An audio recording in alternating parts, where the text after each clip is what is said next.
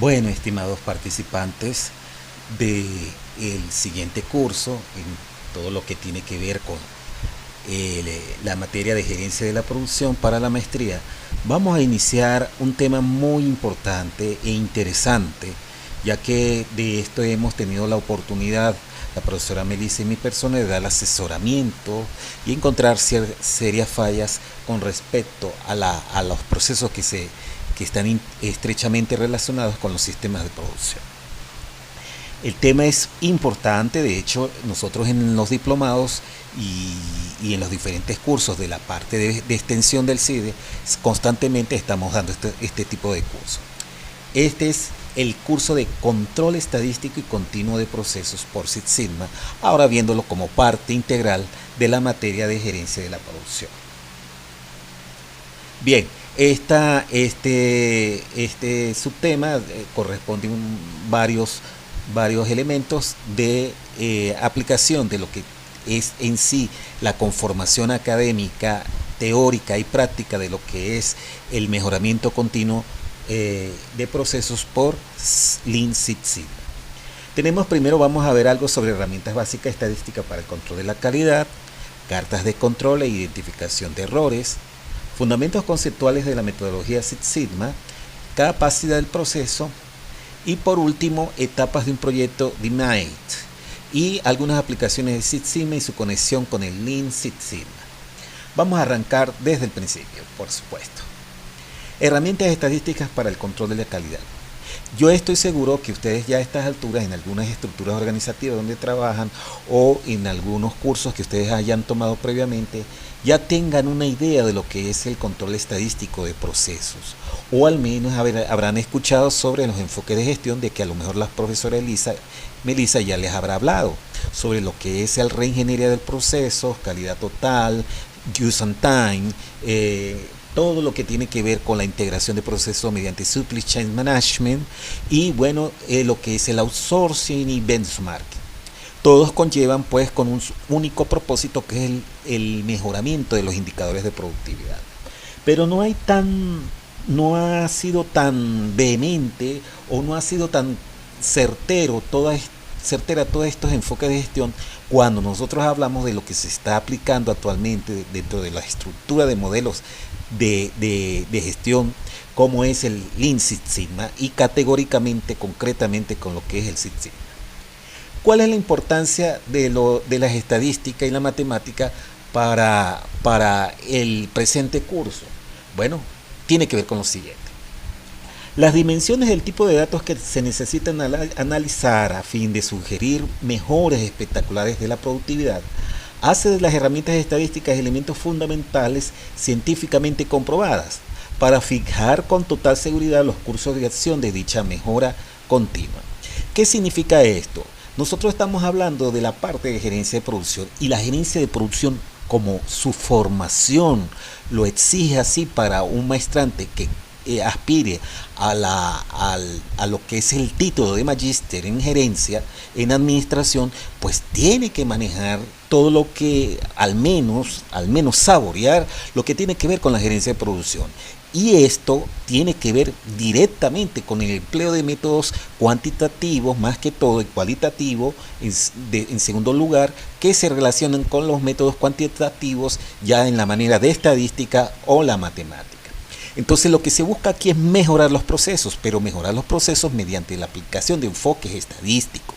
Porque si nosotros mejoramos procesos que percibimos que están mal, haciendo conteo unitario de cada uno de los productos que estamos generando, nunca lo vamos a hacer. Para eso se toman muestras y las muestras solamente científicamente comprobadas es mediante la utilización de la estadística. De acuerdo a lo expresado anteriormente, se procede a llevar a cabo una breve explicación de algunas herramientas estadísticas básicas, pero fundamentales antes de explicar formalmente el desarrollo de un mejoramiento continuo de procesos y aún más un proyecto Six Sigma. O sea, la idea acá es que ustedes tengan una experticia, aunque sea leve, de la utilidad que tiene que ver con algunos métodos cuantitativos relacionados con la estadística que mejoran los procesos Y a su vez, mejorando los procesos, pues se mejoran los indicadores de productividad y por supuesto si se mejoran los indicadores de productividad se activa la cadena de Edward Deming, que es un beneficio colectivo para todos los elementos que forman parte del colectivo global de una estructura organizativa y más que todo del país.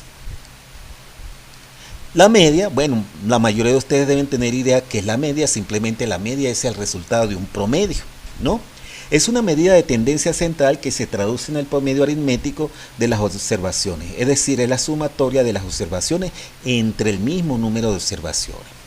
A lo mejor acá como estudiantes habrán algunos ingenieros y dirán, bueno, pero eso es extremadamente fácil.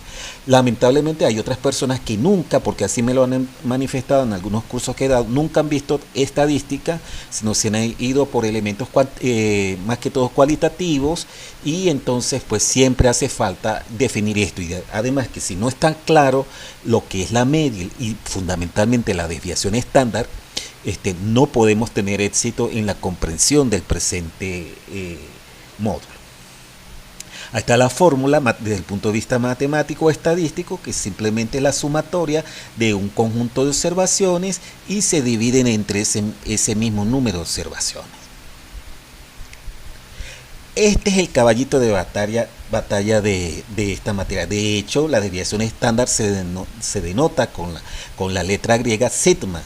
Y nosotros vamos a ver acá brevemente dos metodologías en una sola. Vamos a ver el enfoque 3 sigma, que es el tradicional, el que hasta ahora la mayoría de las empresas aplican, versus el enfoque Six Sigma, o 6 sigma, que es un poquito más exigente a la hora de aprobar procesos que tengan problemas de calidad. La desviación estándar es fundamental que nosotros la comprendamos, porque si no, no vamos a entender el contenido estadístico y matemático que van a conformar los métodos que vamos a ver. Entonces, que nos sirven para la gestión de toma de decisiones y mucho más para una gerencia de producción. Ahora, a lo mejor ustedes no aspiran a estar dentro de una gerencia de producción, pero esto es gerencia, señores. Y entonces, si están dentro de otro tipo de gerencia, la interrelación con la gerencia de producción es fundamental.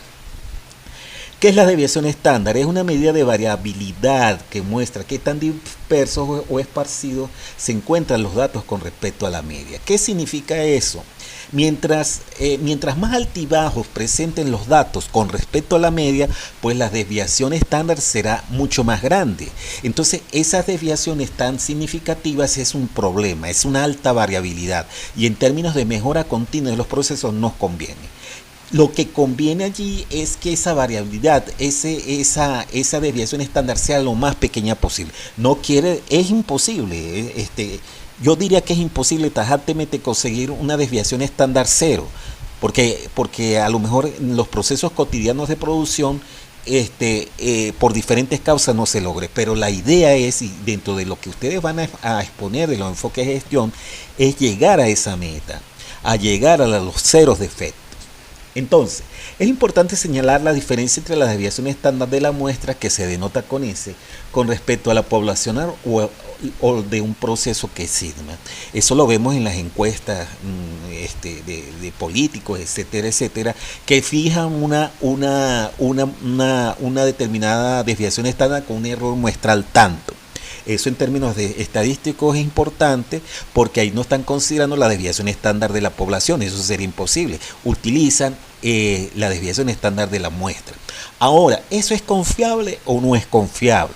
El hecho de tomar muestras y fijar extensiones o conclusiones globales estudiando la desviación estándar, a algunas personas no les convence. Claro, dependiendo de la estructuración estadística de esa muestra, porque hay métodos de la covarianza, etcétera, etcétera, que nos ayudan a determinar si la cuantía de la muestra tomada es confiable o no. Pero en términos generales, para no enredarlos tanto con esto, por lo menos que en lo personal me fascina, es que el hecho de tomar una muestra nos ayuda mucho. Es, por ejemplo, un caso muy sencillo. Si hay un bebé y se le va a dar tetero, pues ustedes, para poder darle el tetero al niño, ustedes aplican una muestra en la palma de su mano o al dorso. Entonces, ustedes de esa manera hacen un testeo de qué tan caliente está el alimento para el bebé. De lo contrario, no se lo dan. O cuando por lo menos ustedes están preparando algún plato especial, ustedes para saber si el plato quedó muy bueno o bueno, pues ustedes toman una muestra mediante un sorbo. No se van a consumir todo el plato, toda la población. Eso es muestreo. Y entonces el muestreo es muy importante a la hora de verificar si los procesos están bien o no desde el punto de vista estadístico. Entonces, la primera es la más usada, por supuesto, que es la muestral, la desviación estándar de la muestra, debido a la dificultad en la mayoría de los casos de contar con datos de la población total, por lo que es necesario estimar la desviación estándar de la muestra. En la segunda se debe usar un número grande de datos, lo que hace infactible desde el punto de vista de los costos y del tiempo. Entonces es muy importante eso, ¿no? Entonces fíjense acá que prácticamente las dos fórmulas, tanto de la muestra como de la población, son relativamente diferentes, ¿no? Son diferentes en cuanto al denominador. Eso tiene que ver con la esperanza y una serie de elementos matemáticos que se consideran allí. Lo importante acá, señores, es que ustedes tengan claro qué es el sigma, qué es la desviación estándar, es la magnitud, es qué tanto estamos desviados nosotros, cuál es la dispersión con respecto a la media. Si la desviación estándar de una muestra es relativamente pequeña comparada con otra desviación estándar que hemos calculado de otra muestra similar, pues quiere decir que la que tenga menos desviación es mucho más confiable en términos de mejora continua de procesos.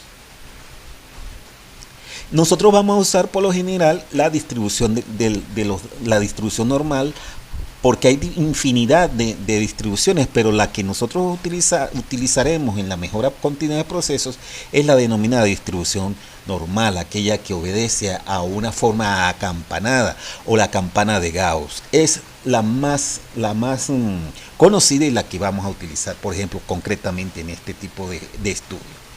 Es una distribución llamada también gaussiana por la forma acampanada de la agrupación de los datos. Es una de las distribuciones más usadas ya que representa un modelo que aproxima el valor de una variable aleatoria a una situación ideal, propicia para nuestro estudio, por supuesto, dependiendo de la media y de la desviación estándar.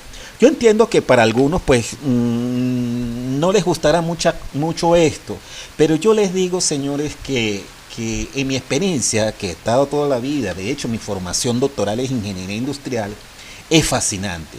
Y más cuando uno le consigue la mejora en la realidad de los procesos aplicando estas cosas. Detecta las fallas, detecta los errores y más si el empresario aplica estas cosas y logra mejorar sus indicadores de productividad. Es la matemática y la estadística aplicada a la realidad. A mí en lo personal me encanta, me fascina. Bueno, fíjense acá, muy importante lo que voy a describir acá, ¿sí? Y estamos trabajando, recuerden, con un enfoque 3 sigma, porque después veremos el enfoque 6 sigma.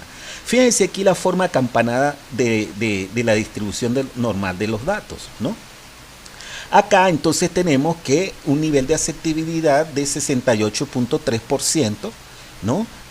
Y con un solo sigma, ¿sí? Y tenemos toda esta parte que se puede considerar que es defectuosa. Tenemos 2 sigma donde se amplía 95.5%, la anterior representaba un sigma un 68.3%, 2 sigma 95.5% y 3 sigma 99.7%. Ahora, ¿qué tiene que ver esto? Bueno, la idea es que nosotros podamos estudiar los procesos con un nivel de aceptabilidad primero 99.7%, y si por ejemplo buscamos procesos que cumplan con 3 sigma, ya lo veremos, 3 sigmas por arriba o 3 sigmas por abajo de un límite central de control, verificar que existen pocos errores, y la idea es tratar de que este 97.7% se vuelva mucho más óptimo, mucho más eficiente, y en esa medida, cuando logramos atacar esos problemas, nosotros podemos ir reduciendo los límites de la carta de control, de los límites de control, cuando lo vamos a ver posteriormente.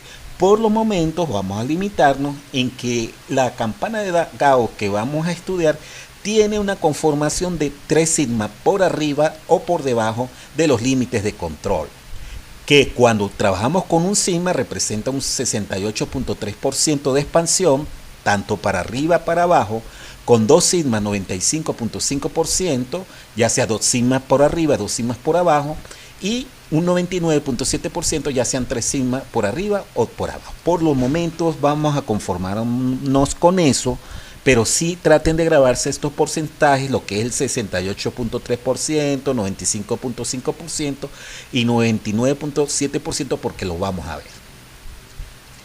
Bien, ahora vamos a ver algo importante, porque cualquier curso de antaño de calidad total, inclusive yo recuerdo cuando la primera vez que viajé a Perú, tanto a Perú como a Chile, a unos cursos por la OEA que tenían que ver con calidad total, era el boom en ese momento y todavía lo conforma.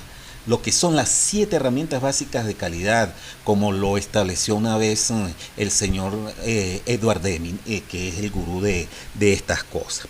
Entonces, una de las herramientas de calidad que son fundamentales es la hoja de verificación. La hoja de verificación, algunos le dicen el checklist. O sea, ¿por qué? Porque es una hoja que nos ayuda mucho a determinar si se están cumpliendo con ciertas especificaciones. En algunas empresas pasan el checklist tanto en la mañana, al mediodía, al regresar de almorzar y al salir de la empresa. De tal manera que se eviten errores, se queden llaves abiertas, qué sé yo. En un carro, cuando le da mantenimiento a un carro, se hace un checklist de los diferentes elementos que fueron corregidos y se señalan las mejoras que se pueden hacer con una próxima visita al mismo taller, al mismo concesionario. Entonces, esta herramienta de calidad de verdad es fundamental y ha dado mejoras espectaculares en los procesos donde se ha aplicado. Y creo que a lo mejor, lo más probable, que algunos de ustedes la conozcan y la emplean si están trabajando en una determinada empresa. Tenemos el diagrama de dispersión, que es importante también y surge también de la correlación entre una variable dependiente e independiente. Si por ejemplo en un proceso de transformación vemos que los procesos se deterioran en la medida en que utilizamos un determinado insumo, pues allá se hace un estudio estadístico para determinar la correlación. Eso es interesante también, que puede ser una variable dependiente versus una independiente, o varias variables dependientes versus una sola variable independiente. Eso es interesante desde el punto de vista estadístico y ha sido una de las herramientas fundamentales también en lo que es la calidad total. Los diagramas de dispersión usan una colección de puntos colocados usando coordenadas cartesianas para mostrar valores de 2 variables. No solamente de 2 variables, pueden haber también más. Al mostrar una variable de cada eje se puede detectar si existe una relación o correlación entre las 2 variables. Ahí se determina el coeficiente de correlación R o el coeficiente de determinación D, que nos van indicando cuál es el grado de correlación. Muchos dicen que a partir del 95% es una correlación fuerte. Pero claro, ya eso escapa un poco más a lo que estamos viendo acá, porque ya son las prácticas estadísticas. Vemos otra interesante, importante, y es lo más probable que ustedes la conozcan también, que es el diagrama de causa-efecto, el diagrama de espina de pescado, o el diagrama del autor que la creó, que es el señor Ichiro Ishikawa, ¿no? Entonces, ¿en qué consiste este diagrama? Bueno, hay un determinado problema y hay que determinar de dónde se origina ese problema, cuál es la causa. La causa está en el recurso humano, en las máquinas, en el entorno, ¿no? En los materiales, en los métodos de hacer los trabajos, en las medidas aplicadas. Entonces es un diagrama bastante interesante que tiene que ver con lo que es la mejora de los procesos, y formulado también, propuesto por el señor Edward Deming. Es un diagrama que relaciona un problema, efecto, con las causas que posiblemente lo genera. Este diagrama es muy importante porque obliga a buscar las causas que originan el problema. Es todo un taller para estas cosas, sinceramente, pero es interesantísimo.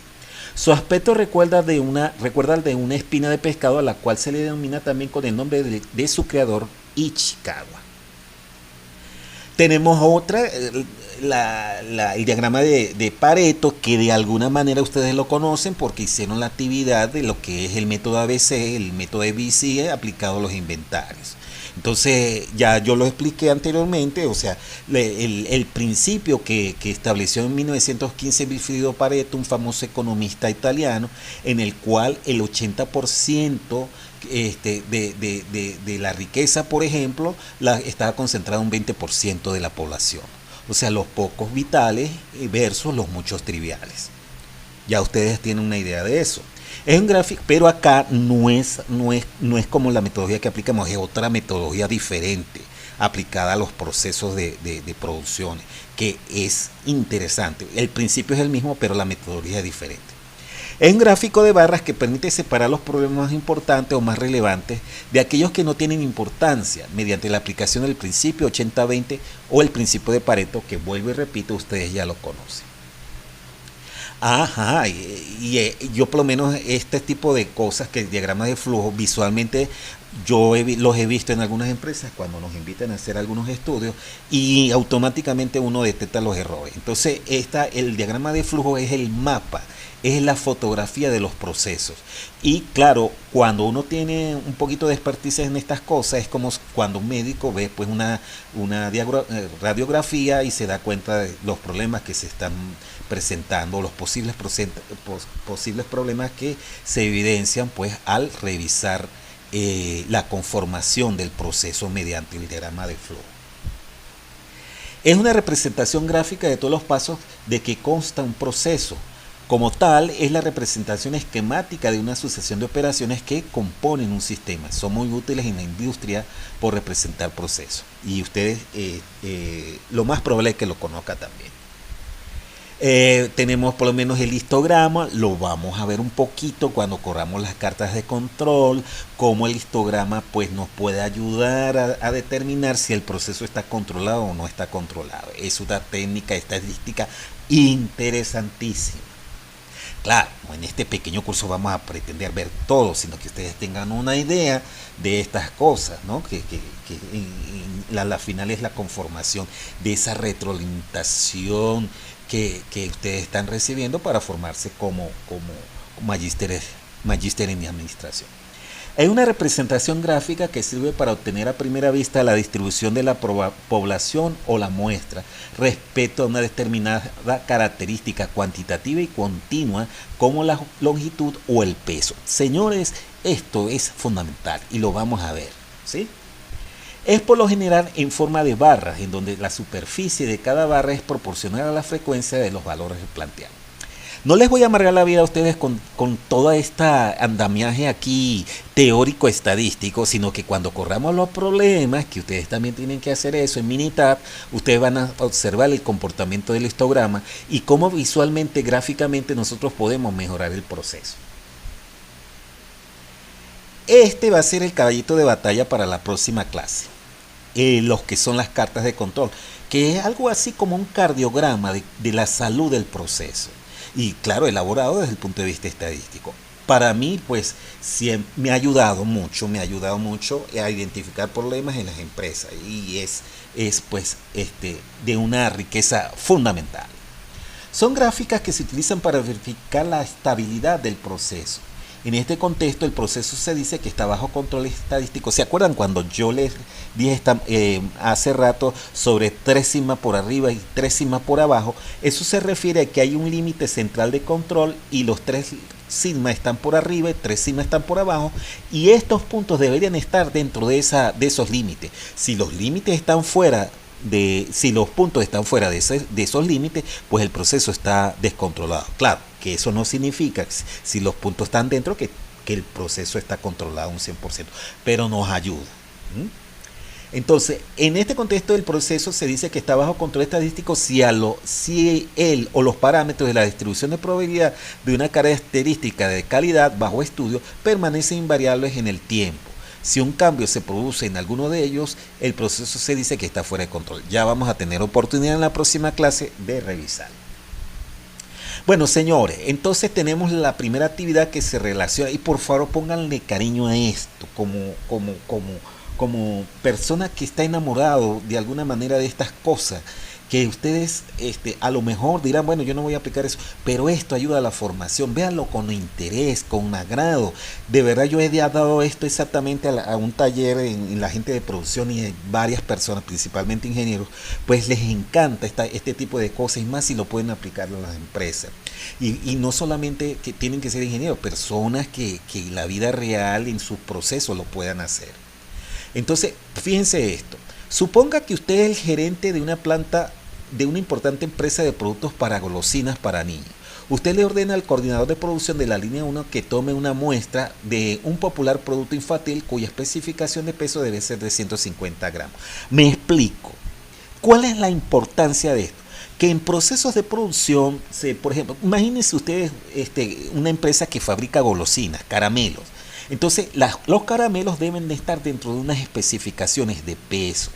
No es imposible que todos pesen igual, pero eso se fijan tolerancias de especificaciones previamente estudiadas. Si esa producción va saliendo, viola, ya sea porque salgan los caramelos muy pequeños o muy grandes, pues ahí hay pérdida, o para la empresa, de todas maneras, para la empresa y para el consumidor. Porque si el consumidor ve que los caramelos son muy pequeños, pues él va a reclamar. Y si se nota que el caramelo es muy grande, pues la empresa está perdiendo. Entonces, el estudio estadístico del proceso nos ayuda. Yo quiero que agarren con conciencia esto. Por ejemplo, se tomaron una muestra. Imagínense ustedes que se tomaron 10 caramelos y ellos pesaron estos diferentes gramos o bolsitas, como ustedes lo quieran ver.